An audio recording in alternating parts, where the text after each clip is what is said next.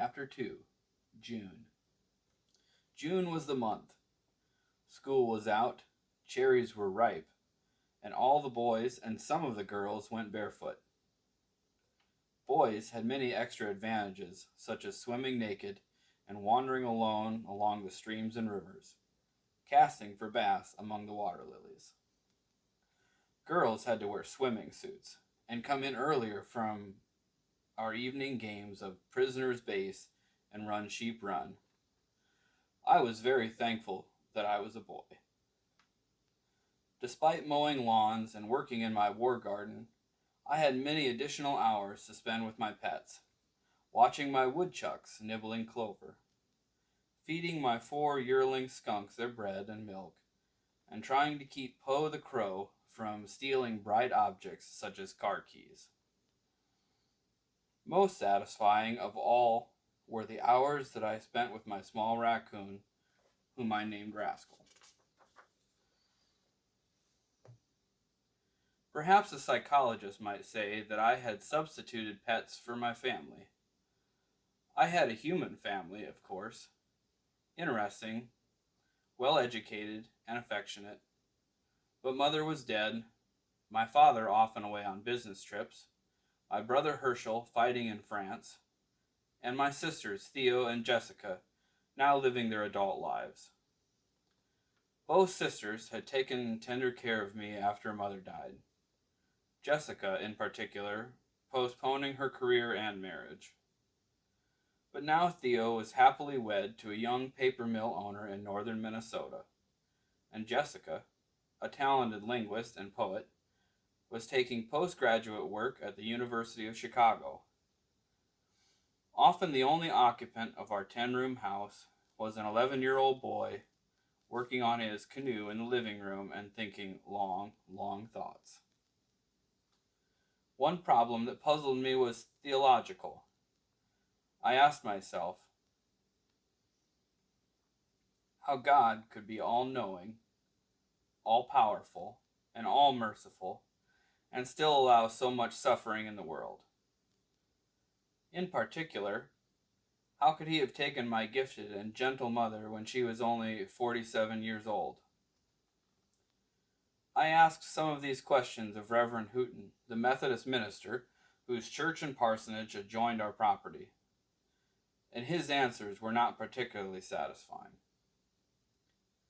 It seemed to me unfair that she could not have lived to see the pets I was raising, Rascal especially. I could imagine her pleasure both as a biologist and as a mother. She would have been interested in studying more closely the habits of all these animals, and would have helped me solve some of the difficult problems they presented. For instance, both my crow and my skunks were currently in trouble with the Methodists. Po the crow lived in the belfry of the church and shouted the only phrase he knew, "What fun! What fun!" as dignified parishioners came to church services, weddings, and funerals. There was one faction of the church in favor of evicting Po, with a shotgun if necessary. My harmless skunks had further complicated matters on a recent Sunday evening. These pleasant pets that I had dug from a hole the previous spring were now more than a year old and somewhat restless. They were handsome, glossy creatures, one broad stripe, one narrow stripe, one short stripe, and one black beauty with a single star of white on his head. All 4 had perfect manners. Having never been frightened or abused, they had never scented up the neighborhood.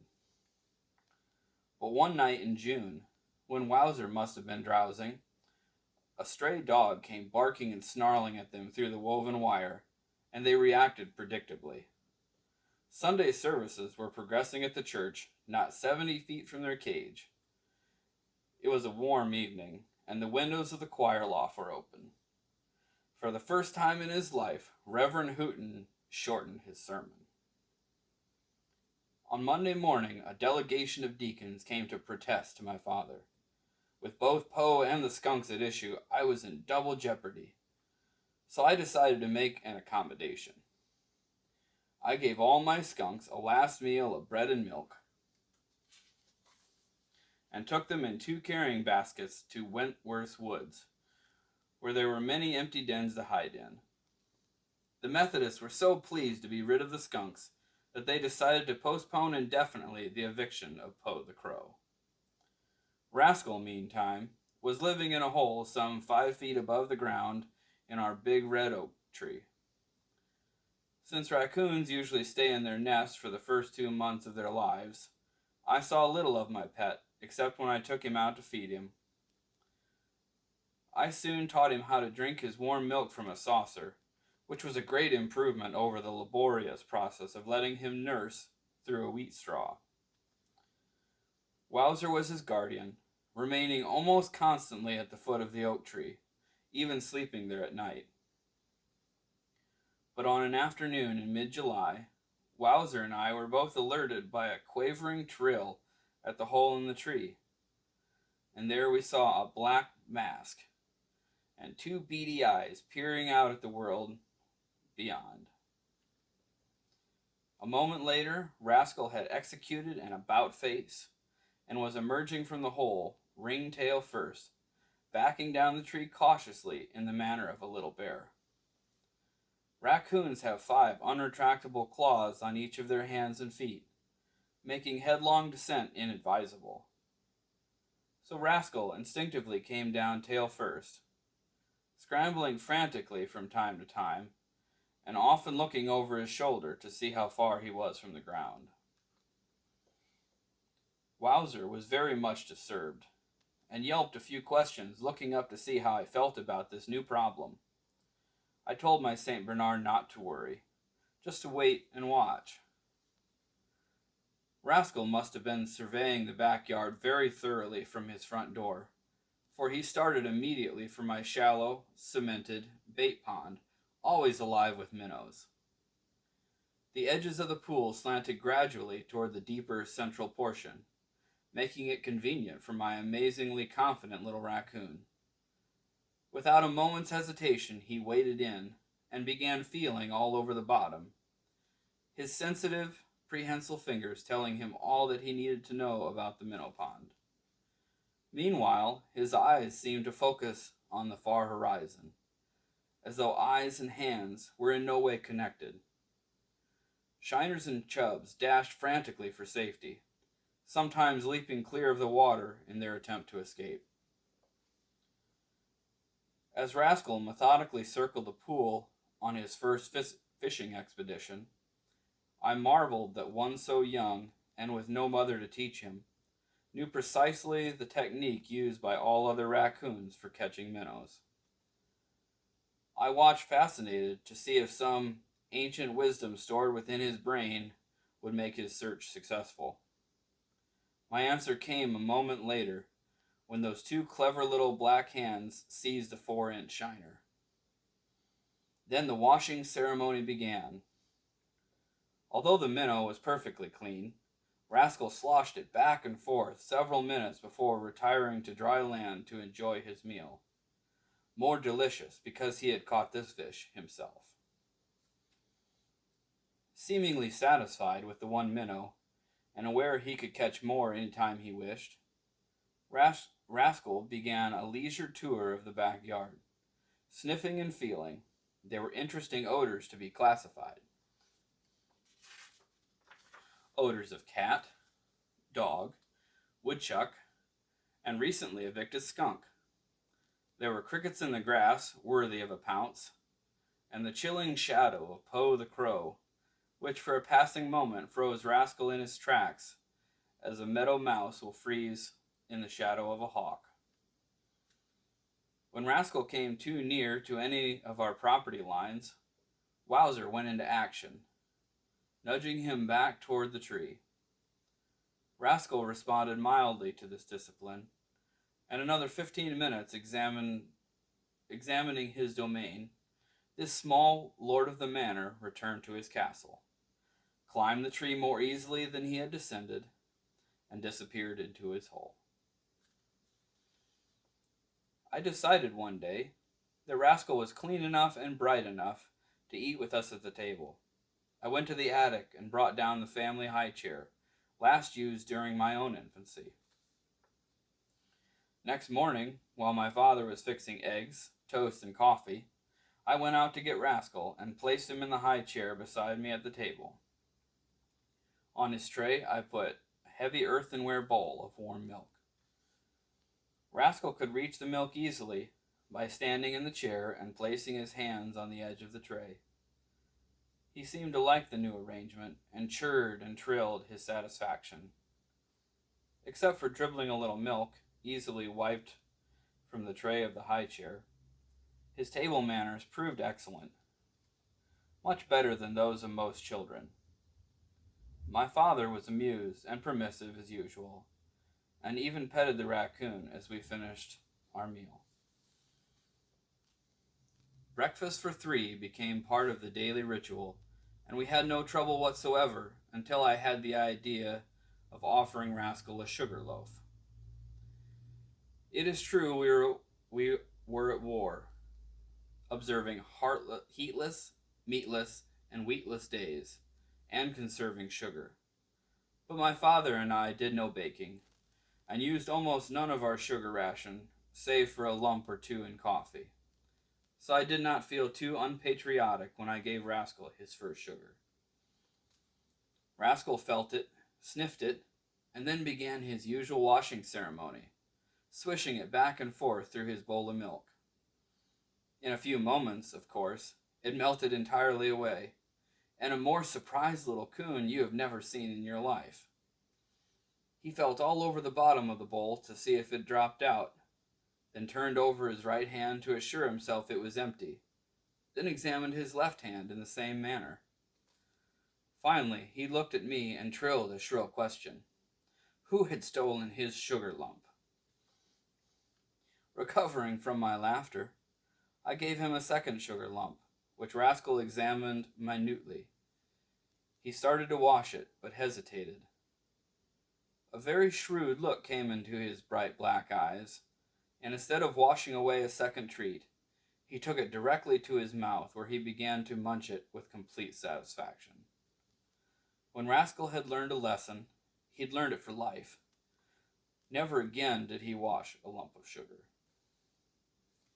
His intelligence, however, created many problems. For instance, he had seen the source of the sugar, the covered bowl in the middle of the table, and whereas I had previously been able to confine him to his high chair, he now insisted upon walking across the tablecloth, lifting the lid of the sugar bowl, and helping himself to a lump.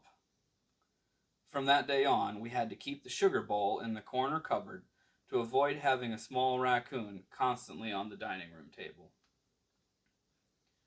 Another lesson he learned swiftly was how to open the back screen door. I purposely had not repaired the catch or replaced the weakened spring, because all of my cats like to open the door and walk in, or push it from inside and let themselves out again. Rascal watched this performance several times. Obviously, the trick was to hook your claws into the screen and pull. Feeling very pleased with himself, he showed the cats he was as smart as the oldest and wisest Tom. Several nights later, I was startled and delighted to hear Rascal's trill from the pillow beside me, then to feel his little hands working all over my face. My raccoon baby had climbed from his hole, opened the back screen door, and with eyes that could see in the dark, had found his way to my bed. There were no strict rules in our house, as both Rascal and I realized. My raccoon had decided that the very best place to sleep was with me. He was as clean as any cat, housebroken immediately and without training, and he thought my bed was softer and more comfortable than his own in the oak tree. So from that night on, we became bedfellows, and for many months we slept together. I felt less lonesome now when my father was away. Cable stories in the Janesville Daily Gazette admitted that the Germans had reached the banks of the Marne and were within sight of the Eiffel Tower. On the big war map in the window of the Tobacco Exchange Bank, the black-headed pins representing the German lines were in several places pushing back the red, white, and blue pins, which indicated various Allied sectors. Somewhere in that storm of lead and steel, my brother Herschel was fighting. Among my favorite poems at the time were Rupert Brooke's War Sonnets and Alan Seeger's prophetic and gallant lament. I have a rendezvous with death at some disputed barricade.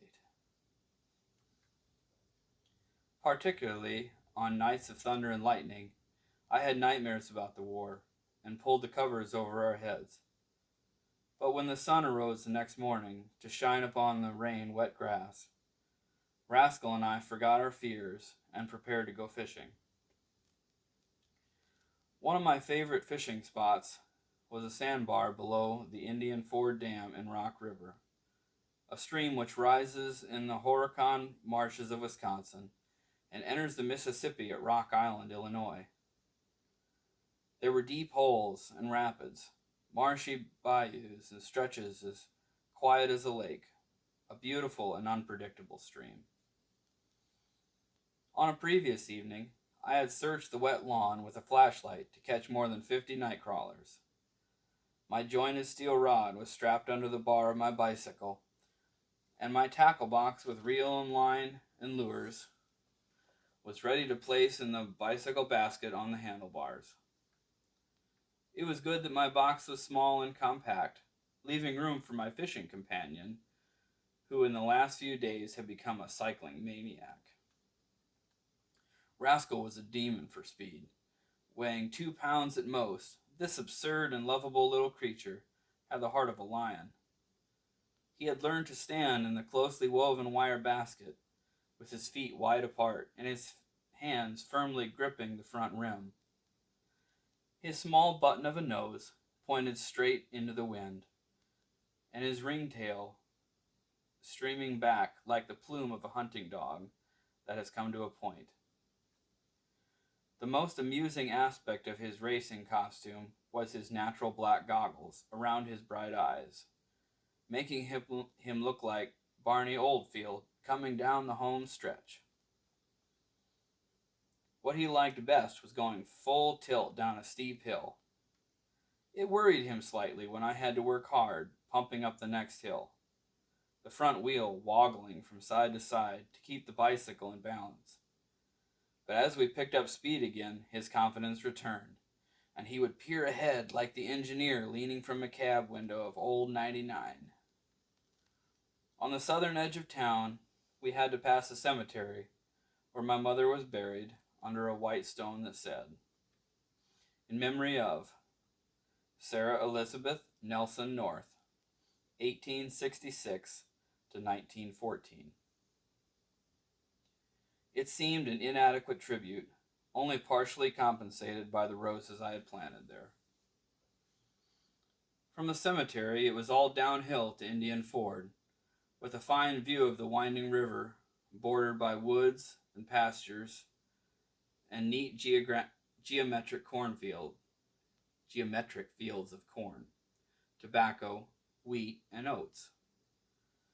In these years of war prosperity, the barns were newly painted a cheerful red, and the farmhouses white amid wide lawns and flowers.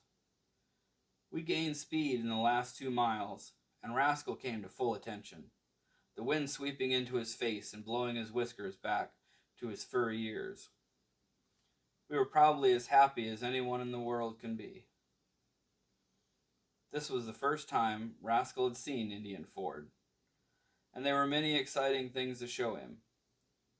The bridge with girders rising 20 feet above the water, from which boys dared each other to dive. The dam itself with a shining sheet of water cascading into the depths below. The powerhouse from which emerged the continuous purring of the dynamos. And finally, the swift tail race, too dangerous for any swimmer, particularly for a small raccoon who had barely learned to dog paddle. We turned downriver on a path skirted by willows in which red-winged blackbirds made the day still more liquid with their "Concree! Concree!" And upon a bank, overlooking a bend in the big stream, we found wild strawberries, almost as bright as the red epaulets on the wings of the blackbirds. A single taste of these berries, and Rascal waded into the patch, snatching and devouring. For one so eager and so curious, each moment brought new delights. We came at last to my secret fishing place, the sandbar with the deep and quiet hole below it, where I had caught more fish than anywhere else in the river. I left my bicycle in the willows and began assembling my jointed pole and reel, running my silk line through the agate eyes and tip, and tying to that line a short gut leader, a swivel, and a red and white bass plug. Rascal needed no such elaborate preparation. His fishing equipment was always ready for immediate use. You might say he was born with more fishing sense and fishing tackle than most human beings acquire in their lifetime. I watched him for several minutes as he worked his way along the upper edge of the sandbar, examining every inch of the shallows with a slight treading or pumping motion, which alternated the pressure and progress of his two hands. His eyes, as usual, played no part in this intimate investigation of his fishing grounds, as his gaze ranged far across the river to the opposite shore. At the outermost point of the bar, he was momentarily swept into the stream, and I was preparing to rush to his rescue. But with no apparent distress, he swam back to the quiet water below the bar and began examining his lower margin of the small peninsula. With the whole river inviting their escape, the minnows were too swift for Rascal's hands, but he soon encountered and grasped a little monster of which he had no previous knowledge. His catch was a particularly large crayfish, or crawdad in the terminology of the region. This freshwater lobster has claws that can pinch severely, an armored body, and a delicious tail. A feast I had often enjoyed consisted of perhaps 25 such crayfish tails, boiled over a campfire, pink, firm, and tasting like shrimp. They furnished an excellent appetizer before the entree of fried catfish or mulligan stew. This, however, was Rascal's first crayfish. Had he been informed by his mother, he would have grasped it just behind the claws, thus avoiding any danger from those waving, saw-toothed pincers.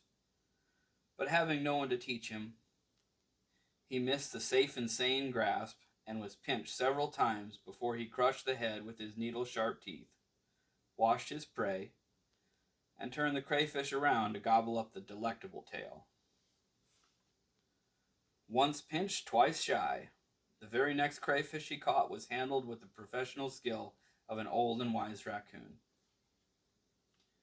Feeling certain the Rascal was in no danger from the river or from its smaller inhabitants, I began my own fishing. I was barefoot, of course, with my overalls rolled high above my knees. So I waded in the cool water at the tip of the point, pleasurably expectant as I prepared for my first cast. Below the point was cupped the deep, dark pool, edged toward the shore with small pond lilies, water lilies, and slender flowers which we called arrowheads. I cast smoothly toward the hiding place of many a bass and pickerel, reeling in the plug with pauses to allow any game fish that might be following to strike the lure. Once a bass struck and missed, but refused to strike again. A few minutes later, a sunfish, weighing perhaps a pound, followed the red and white wobbler, almost to the end of the pole, then turned in a flash of color and was gone. A dozen more casts produced no additional results, so I reeled in to change my rig for catfish, those big, fighting, fork-tailed silver cats that furnish more sport than any other fish in the river. Anglers who have never taken this particular mutation of channel catfish find it hard to believe that these fish will strike almost any lure. A bucktail fly, a live minnow or frog, and of course chicken livers and night crawlers. These trim, slim, and beautiful fish are streamlined for action and will frequently fight for 20 minutes or half an hour before being brought to the net. As I returned to my tackle box, I saw that Rascal had eaten his fill of crayfish and had decided to take a nap in the willow shade beside my bicycle. This left me free to give full attention to my fishing. I attached a bronze catfish hook to my leader, weighed my line with 4 split buckshot, and strung an appetizing bait of night crawlers on the hook. Once again, wading into the water at the point of the sandbar, I cast 100 feet downstream to the deepest part of the pool. I waited for nearly 10 minutes, and then the electrifying moment came. The bait moved twice.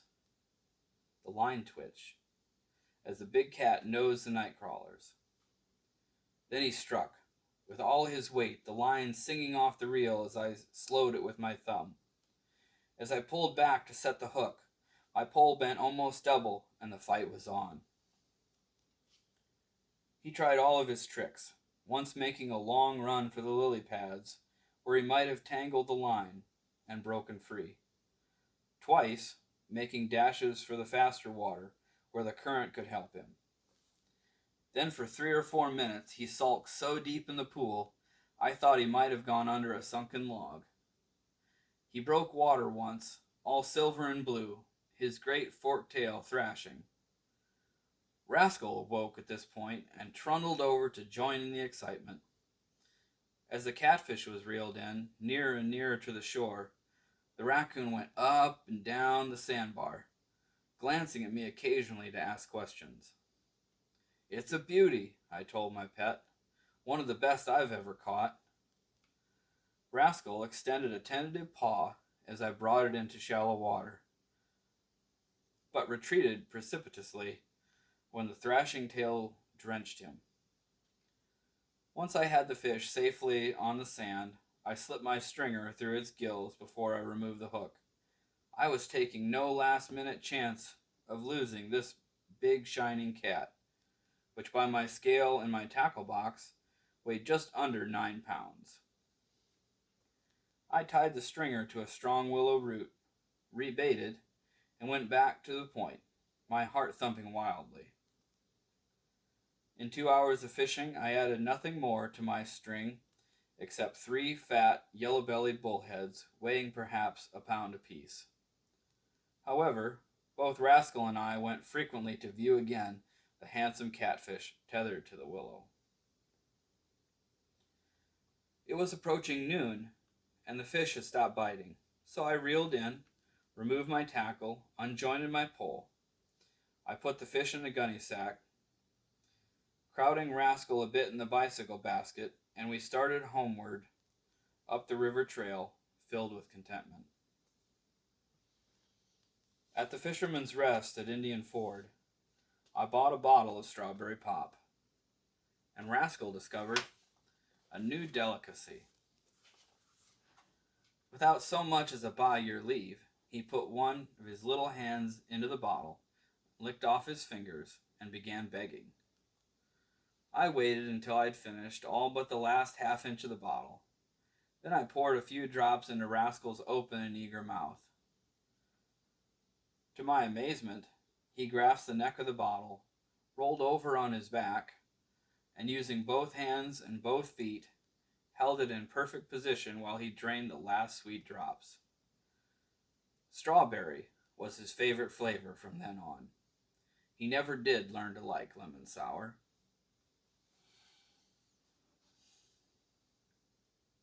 All raccoons are attracted by shining objects, and Rascal was no exception.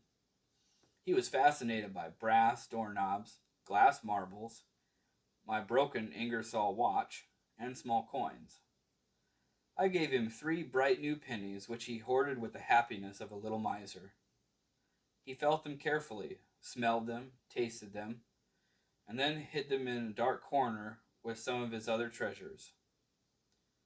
One day, he decided to carry one of his pennies to the back porch. Poe the crow was perched on the porch rail, teasing the cats, but keeping just beyond their reach. This raucous old bird, who cawed and cussed in crow language, was arching his wings and strutting like a pool room bully as Rascal pushed open the door and trundled into the sunlight, his penny shining like newly minted gold. All right, so here we have another illustration of Poe the crow and Rascal with his new penny.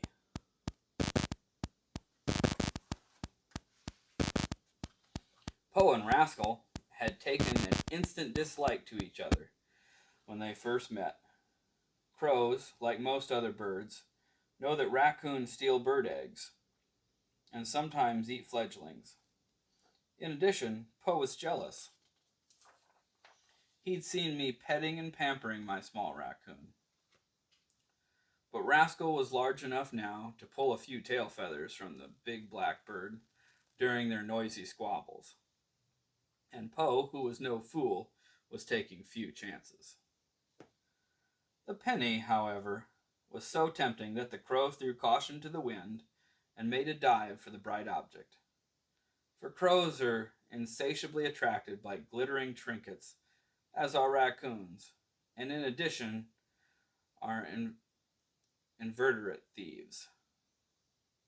Rascal was carrying the penny in his mouth, and when Poe swooped to conquer, his beak closed not only on the penny, but upon half a dozen of Rascal's coarse, strong whiskers. When the black thief tried to make his fast getaway, he found himself attached to the raccoon, who with a high scream of fury began fighting for his property and his life. Such a tangle of shining black feathers and furious fur you have seldom seen as Rascal and Poe wrestled and struggled. I arrived to untangle them, and both were angry at me. Rascal nipped me slightly for the first time, and Poe made several ungracious comments. The penny, meanwhile, had rolled from the porch into the grass below, where the crow promptly spotted it, seized it once again, and took wing. Straight as a crow flies, seldom applied to my wily pet. After any thievery, he would travel by devious routes before slipping between the wide slats of the Methodist belfry, where he presumably stored his loot. I gave the incident no more thought, pacified Rascal with another penny, and resumed work on my canoe in the living room. The blueprint I had made in the manual training shop at school called for a trim and streamlined craft, 18 feet long and 28 inches wide. The slender longitudinal ribs were fastened at prow and stern and curved around cross-sectional forms between these and the inner keel. These and the inner keel were now in place. But the ribs to encircle the craft from gunwale to gunwale presented a problem. I had tried steaming hickory for this purpose and curving the wood under pressure, but had given it up as an impossible job with my limited equipment. Then a happy thought struck me. Nothing is tougher than the water elm used in making cheese boxes. An additional convenience is the fact that these cylinders of thin wood are already curved into a complete circle. Most of the tradesmen were friends of mine. They bought the neatly tied bunches of white-tipped crimson radishes which I raised in my war garden, and gave me meat scraps and stale loaves of bread for Wowzer. I was sure they would give me empty cheese boxes if I asked politely. At Pringle's, they had one good cheese box, and at Wilson's grocery another. Before I had visited half the food stores in town, I had all I needed. At home in the living room, I marked 2-inch strips on each of these cylinders, and with my father's best ripsaw began the exacting and exasperating job of cutting the featherweight canoe ribs. Some of the boxes split and were ruined, but with patience I finally sawed the 42 circles that were required. I found to my great joy that these strips of wood had no tendency to spread, but on the contrary, held their circular shape to perfection. All of this work in the living room created some disorder, particularly when I began sandpapering the ribs, starting with number 2 sandpaper and finishing with double O, which is very fine. The wood smoothed to a satin surface, creamy yellow and pleasant to the touch. I was still sanding the ribs when Rascal, clambering over the unfinished canoe, when a Stutz Bearcat curved up the gravel drive. Out stepped my beautiful sister Theodora Maud, the Maud from Tennyson, of course. With her was one of her maids, and Theo had a determined look on her patrician face and a light in her eyes that went well with her mass of auburn hair. "Theo! Theo!" I shouted happily, running out to embrace her. "Hello, sonny boy. My, you're all covered with sawdust." "Well, you see, Theo, I'm building a canoe." "That's nice, but where?" "In the living room," I said, dropping my eyes. "Merciful heavens," Theo said. "Now help Jenny with with the baggage and put it in the downstairs bedroom." I didn't dare tell Theo that I was sleeping in that room and that Rascal slept there too. I loved this sister, but I was slightly in awe of her. She had been kind to me after Mother died, and she would be kind to me again some years later when I was stricken by infantile paralysis. But she was a martinet concerning deportment, dress, housekeeping, and much besides. It was her training that made me jump up like a jack-in-the-box whenever an older person, particularly a lady, entered the room. She dressed me on occasion in such fashionable Norfolk suits and jackets that it took several fistfights to prove I was still one of the gang. Theo gave the living room one sweeping glance and raised her hands in horror. "I have never seen such a mess in my life," she said. "I sweep up the sawdust and shavings every evening." "Yes, I see them, right there in the fireplace." "Daddy and I do a good job of batching it," I said defensively. "Batching it, that's just the trouble," Theo said severely. "Now you get that canoe out of the living room this minute, Sterling." I had a little of the family's fire, so I replied with a firm and angry refusal. I told Theo we were living exactly the way we wanted to live, and that I would never wear a Norfolk suit or a necktie again, except on Sundays. "You're not too big to spank," Theo said, her lovely eyes flashing. "You just try." "Now, Sterling, I brought Jenny to clean this house from top to bottom. I'll cook some decent food, we'll hire a full-time housekeeper, and we'll get this canoe out of the living room." "Can't you just leave us alone?" I said mournfully. "Anyhow, you're not my mother." "Oh, sonny boy," she said, suddenly contrite and fighting back the tears. She came around the end of the canoe and kissed me quite tenderly.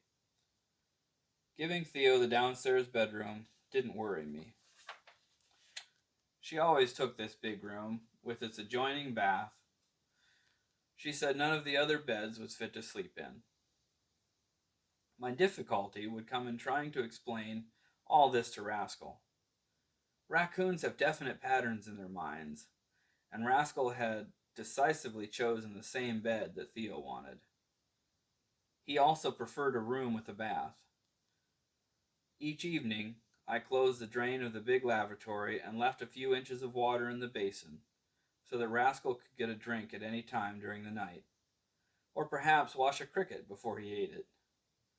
How was I to reveal to this small creature of habit that he was being evicted? Theo had not seen Rascal until this moment. He had been lying low, watching and listening shrewdly. He may not have been a perfect judge of character, but he reacted with a surprising sensitivity to various modulations of voice.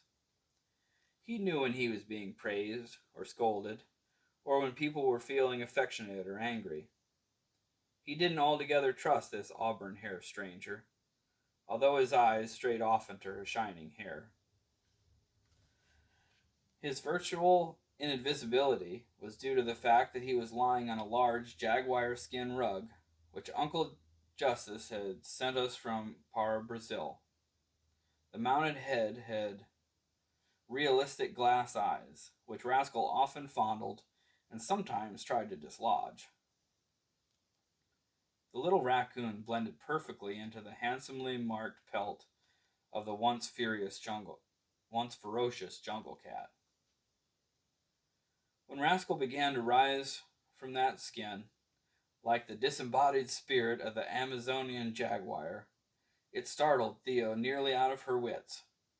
"What in the world is that?" "That's Rascal, my good little raccoon." "You mean it lives in the house?" "Only part of the time." "Does it bite?"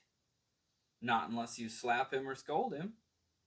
"Now get that thing right out of here, Sterling."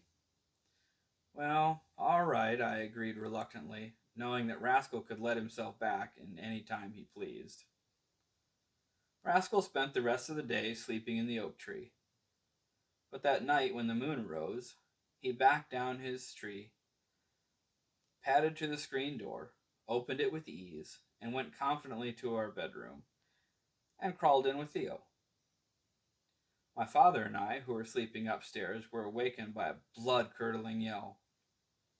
We rushed downstairs in our pajamas to find Theo standing on a chair, treed by a complacent little raccoon, who sat on the floor below, blinking up at this crazy human being who was screaming like a fire siren. "He always sleeps in this bed," I explained. "He's harmless and perfectly clean." "You take that horrid little animal out of the house this minute," Theo ordered, "and hook the screen door so it can't possibly get back in." "Well, okay," I said, "but you're sleeping in Rascal's bed, and he has just as many rights around here as you have." "Don't be impertinent," Theo said, resuming her dignity. A later episode of this visit is worth recalling. Recently